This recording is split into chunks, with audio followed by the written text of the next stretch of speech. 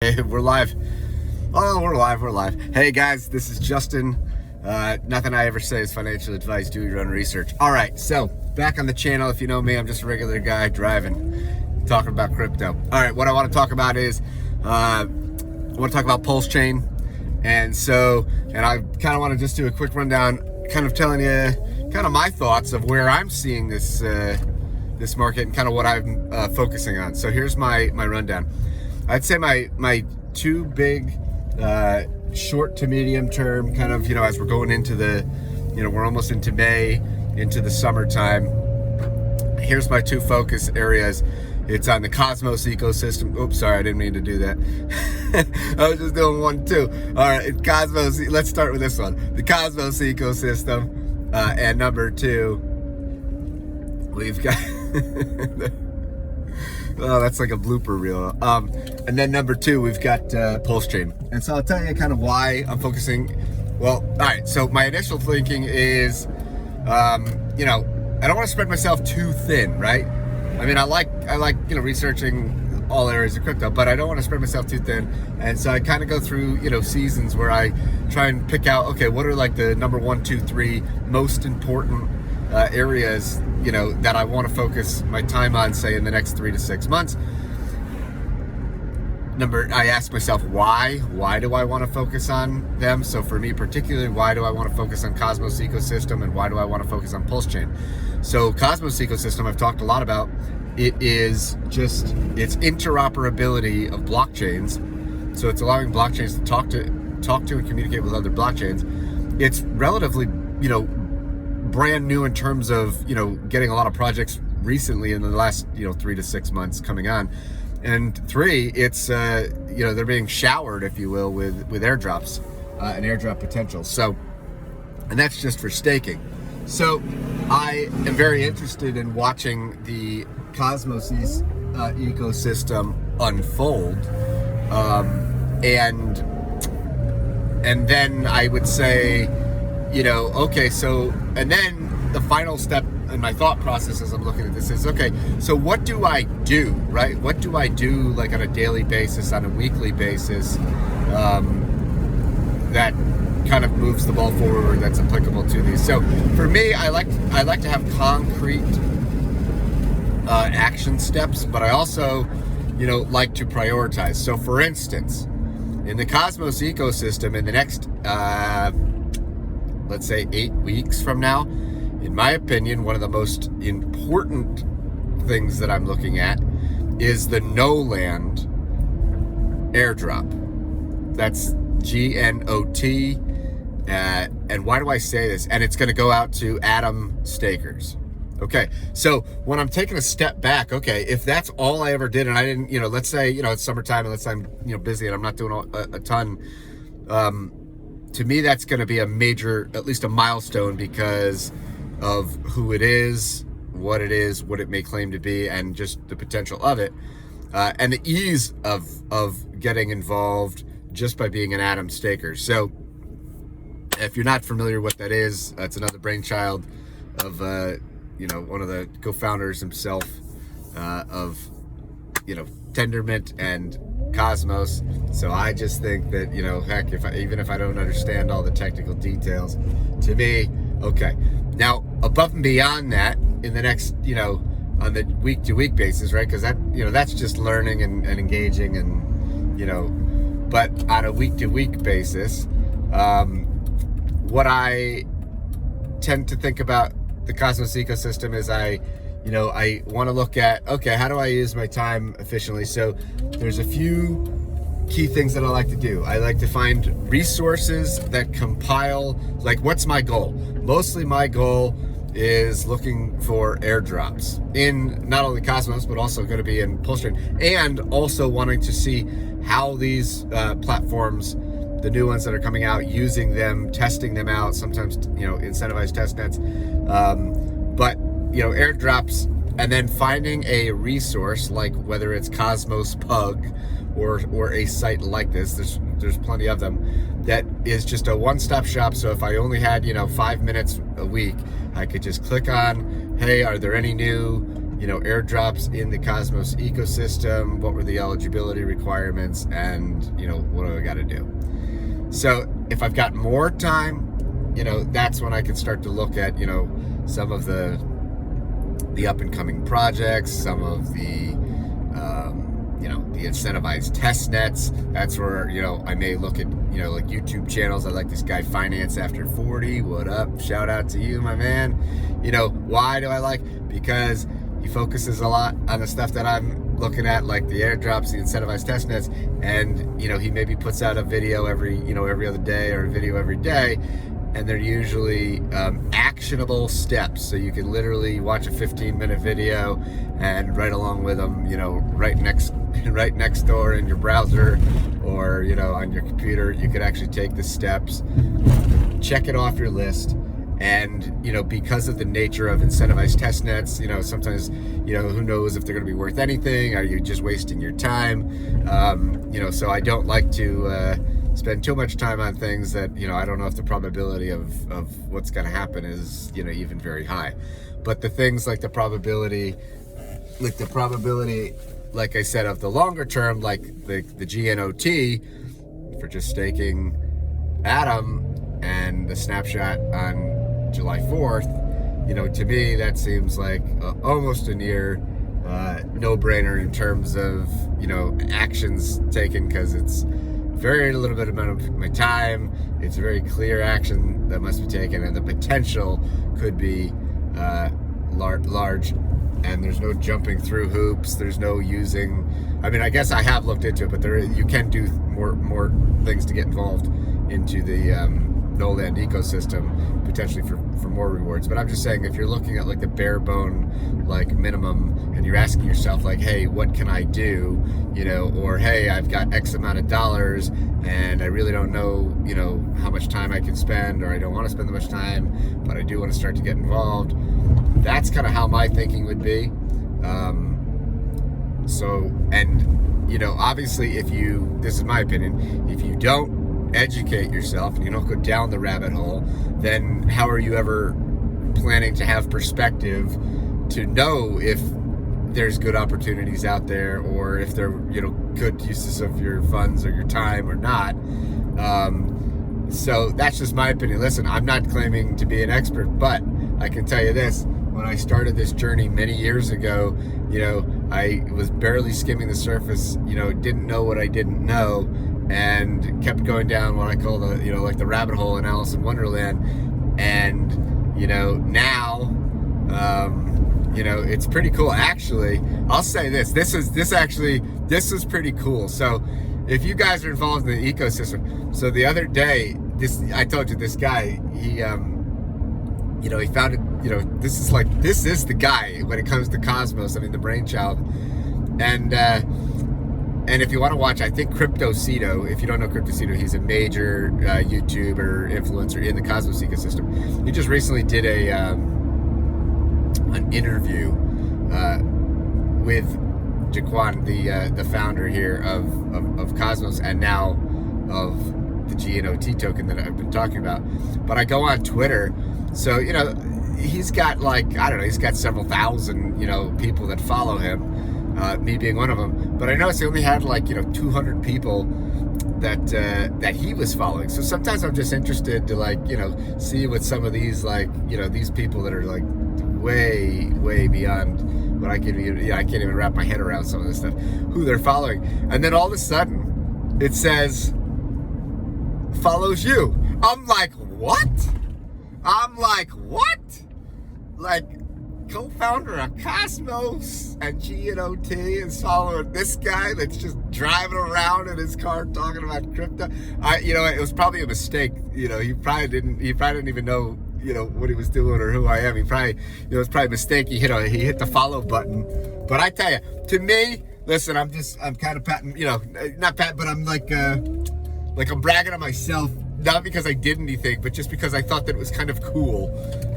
Because it's probably the last thing they would have expected. Because I don't really feel like a guy like me would probably even be on the radar of a guy like him. But hey, maybe he likes my hat. Maybe he likes my jokes.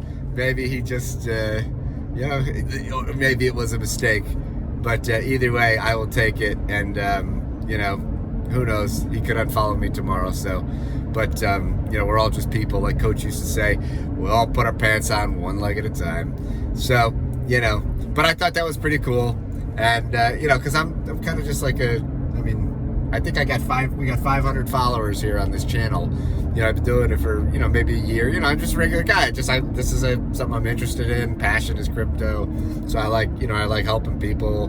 So I kind of create these videos, give me something to do, give me something to interact. So I do it. And, I hope that it helps folks. I'm just telling you my story. And hey, if there's any other questions or comments or things that you want me to elaborate more, go ahead and feel free write in the comments.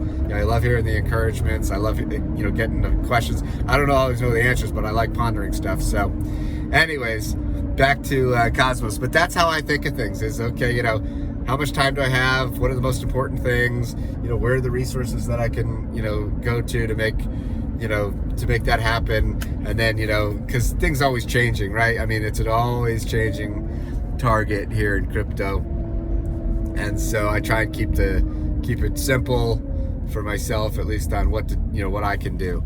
All right, so that's Cosmos. I'm very excited for what's to come in the Cosmos ecosystem. There's going to be some upgrades with interchain security. I think it's moving in the right direction. You've always got price action, right? So there's always some hype cycles. There's always just what's Bitcoin doing? What's the orange coin doing, right? This is always going to affect price. But I think, if you just kind of have a plan, right? Some plans usually better than no plan. So just stick to your plan. All right. So Cosmos, that's that. And within Cosmos, if I am looking at like a specific focus, I would say that it's been EVMOS, and it'll probably continue to be the EVMOS ecosystem, at least for the next few weeks here, because I think that's one of the hot new sexiest things here that's launching. So I like to see how these things happen, how they unfold. And I also think just for learning purposes, when things are brand new and you just kind of get involved and you're on the crypto Twitters and you're joining these Discords and trying out the test nets and yada yada yada, it's very interesting to kind of see what works, what doesn't, what are the trends, and that leads me into PULSECHAin. So PULSECHAin hasn't launched yet, but PULSECHAin, in my mind, is going to be another focus that I want to look at for some of the very similar reasons. It's a clear improvement on probably what is out there with Ethereum, cheaper, faster. It's a very interesting, probably the largest airdrop in history. It's also interesting on how many of their projects may follow the precedent of the sacrifice set to be eligible for airdrops and future airdrops. And again, it's a new ecosystem. So with new ecosystem, you have to build the infrastructure around it. The DEXs, stake, who's going to stake? Are stakers of certain, coins going to be eligible for other airdrops, etc. We're seeing the similar patterns play out in Cosmos, and I anticipate that we'll see these patterns play out in similar yet different ways in the ecosystem here for PULSECHAin. And there's some projects that are launching, they're looking for sacrificers now, so it's kind of like it's a different way to do, say, an IDO, because you're not actually purchasing anything. In fact, you are I guess giving away your rights to any benefit. But I do think that we're going to see, DEXs compete for liquidity. We're going to see, a lot of these forks come over from successful projects. They're basically just going to be duplicated. And that's what, to me, when I'm thinking about EVMOS, right, back with the Cosmos ecosystem, EVMOS is literally trying to bring Ethereum to Cosmos. And in some ways, PULSECHAIN is trying to, like completely replicate Ethereum and then improve upon it on the PULSECHAIN. Now, PULSECHAIN, how do I say this? So EVMOS is, with the Cosmos SDK, they're blockchains can talk to blockchains, and with EVMOS, you're bringing over that ecosystem. With PULSECHAIN,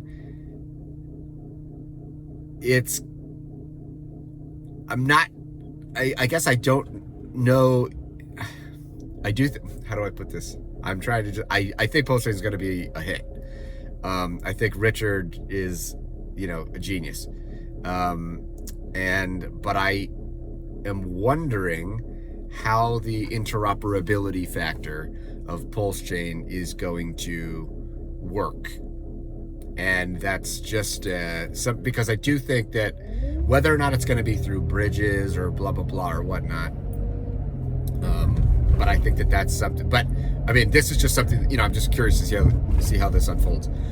Also, looks like stakers. So stakers, like in Cosmos, right? If you stake Atom, if you stake Juno, if you stake Osmo, the biggest DEX, and now maybe EVMOS, right? If you find these like majors, I'll call them the majors, it tends to, other projects tend to reward, those stakers. So in the PULSECHAIN ecosystem, this is the way I think of it. Okay, well, if I had to pick, the majors, who would they be? Well, at this point, I think it's definitely HEX, right? I think it's Pulse and PulseX to be. And then after that, I'm not sure. I'm still thinking this through. I mean, there's other maybe some contenders like Hedron or whatnot, but I think that at least those three, I can, if I were to take a guess, I could think that in the future, that as new projects are looking to get, onboarding users on PULSECHAIN, that they may want to reward those sets of people. Now, whether or not it's going to be for stakers, whether or not, some of these projects are going to say, well, it's only for the sacrifice set. I don't know how long the sacrifice set, let's say sacrifice set for Pulse, is that going to, are future projects going to use the sacrifice set as an eligibility for future projects? Are they going to also then include stakers? Are they going to cut stakers out? I'm not sure. I'm just, speculating here. But yeah, so I would say, I think those three are probably the triumvirate at this point. What else? I'll mention something else when we're talking about PULSECHAIN. So here's the other thing, right? When you're talking about, again, it's the same criteria that I'm going to be, and I am looking at this, and I haven't really found anything actually out there quite to my liking for PULSECHAIN. So, and what do I mean? So remember, I want to focus my time and my effort. I want to find people that have resources that are out there that are going to list, these projects, these future airdrops, etc., just in a one-stop shop.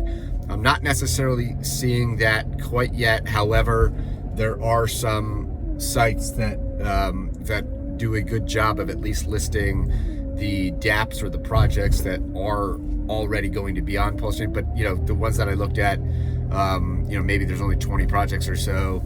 There's maybe 5 or 6 that you're raising sacrifice. So I think that that's a good start. But I do anticipate that as things get moving, similar sites to like Cosmos Pug, like I used that example, would happen for the PULSECHAIN. Now, with that being said, not every airdrop is going to be a good one, and not every airdrop is worth claiming, and not every airdrop is legit. I mean, so, and this goes for Cosmos, this goes for PULSECHAIN, this goes for whatever, and there's risks involved. So, we've talked about this before. Some of the things is, whatever, you can have multiple wallet accounts, keep your not financial advice, obviously, but, you want to think about this stuff and do your own research and figure out how you want to plan. But, maybe keep like your real money stuff, in one account, and you don't want to be maybe connecting to all these, crazy stuff or airdrops that you're unsure of. Number two, you might want to have just, a couple accounts just for airdrop purposes, potential. You might want to have a couple just for testnet, trying out some testnets. And, the reason is, at least the way I think it is, to diversify your risk. So, sometimes the risk, like when you connect, and I'm not a like super technical, blockchain developer. So, to be real, if you're not like me, how are you really ever going to know what the true risks are? So what and the way I kind of think about it as well, I have to do my best to try to minimize that risk and understand. So what I do realize is, when you do a bunch, like for instance, I'll give you an example. Just the other day, the Pulse Doge coin, okay, Pulse Doge coin. So this is, they were claiming to airdrop to HEX stakers. So if you have HEX staked, you'd be eligible for a Pulse Doge coin. Now it's on Ethereum, right? You'd have to pay the Ethereum gas fees, and then you'd receive these tokens. And so, but the issue is, okay, but what? I don't know nothing about the project. I don't know nothing about the contract. So the way I think about this stuff is, okay, first off, what wallet are you using, right? How risky is it to you if the worst case scenario happens? Number two, doing independent like research, right? So like if you just ask one guy, how do you know he's telling you the truth? Well, if you ask two guys, what if they're in collusion? And what if you ask three guys, what if they're all in collusion against you, right? But if you do enough kind of a broad scope, you're limiting the potential that that any one of those people is either lying or that they're all been hoodwinked the same. Especially if you're, if you have like, either people or influencers or, people that or sources or sites that you could trust, that, maybe you trust a little bit more in their expertise. So obviously, anybody could be wrong. So anyways, with Pulse Dogecoin, when I was looking at, some people weren't sure, or some people didn't know, but then over time, what I was seeing is, okay, more and more people were saying, yes, people have looked this over. Then people were explaining, like just on Twitter, people were explaining, whether or not this is true or not, or this is right. I'm comparing it to some of my other research that I've done independently, things that I've done when I've looked at other airdrops in the past, just looking at MetaMask security. Again, whether it's trying to put all the puzzle pieces together, but, what actually happens, so basically the way I looked at it was, okay, and again, there may be more to this. When some airdrops just get dropped right to you, okay? And there could be risk to those too, right? But some airdrops require a claim of some sort. Some require you to connect your wallet and then to like make some approvals. And again, sometimes the approvals, you might just think that you're approving, just basic, look at your wallet balances, suggest transactions. So if that is true, I think that there are certain functions, if it could be understood, could be, less harmful or even benign. But if you don't have that, that background, is it audited? Do you trust that what's on the site, if they are audited, is the site correct? Did that firm actually audit? Is that firm reputable, et cetera, et cetera, et cetera. So, and then, okay, worst case scenario. So like, for instance, like, if you were, and then, after you do claim, are you disconnecting your, this seems to be like just some like good hygiene, MetaMask hygiene, if you will. But, are you disconnecting from the sites after you get in, get out? And then also, if you have to, you may not need to, are there any like privileges or spend privileges that you may have given a contract that may need to be revoked, right? So you can look on like Etherscan, and the problem with that is, I mean, you do have to pay fees, right? The gas fees just to revoke privileges. So, you know, I don't know your situation, but y'all gotta, you know, just take this stuff with a grain of salt and consider. So, what else?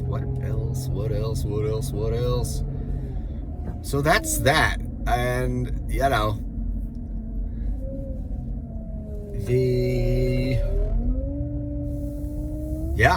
that's my thoughts on moving into the summer in the next, 3 to 6 months, focusing on Cosmos, ecosystem, short-term, EVMOS.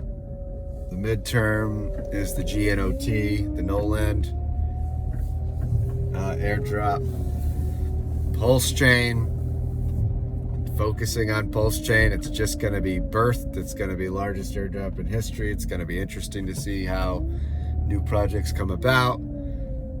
Staking, just immersing, getting involved, and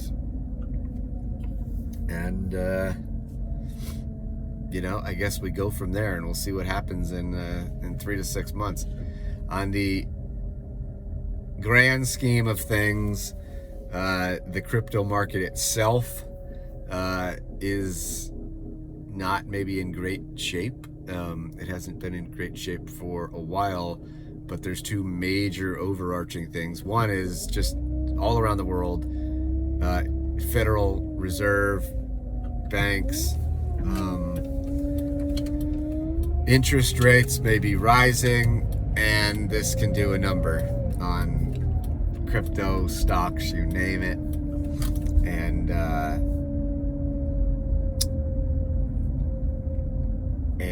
I mean, obviously there's, war.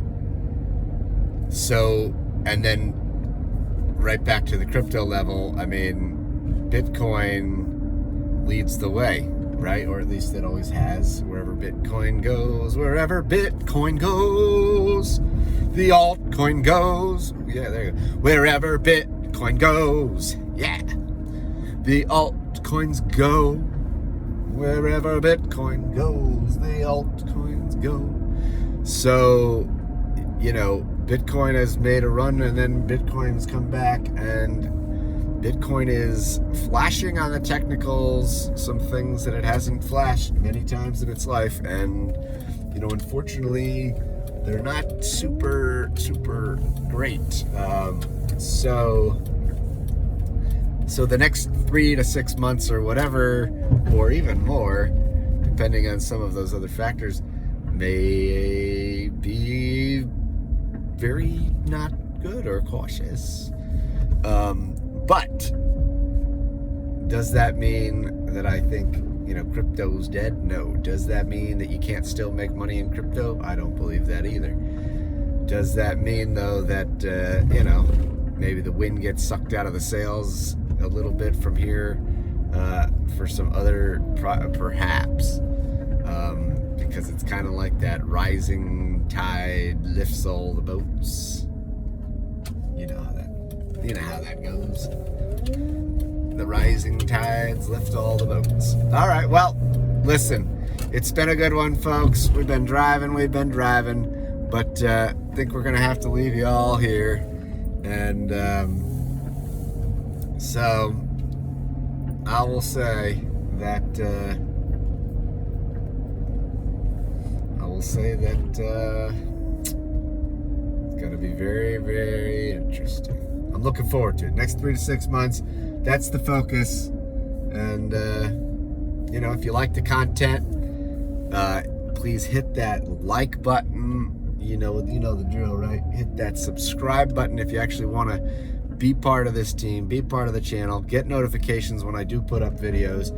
I don't put up videos, all the time, but when I do, it might be a video like this, or it might be an urgent, timely thing, like, hey, this is happening, and if you're watching it, in the next blah, blah, blah, and you want to take a look, here's what it is. So, that's all, and truly appreciate y'all. And if there's anything you want to hear, if you got good feedback, bad feedback, whatever it might be, go ahead, write it in the comments below.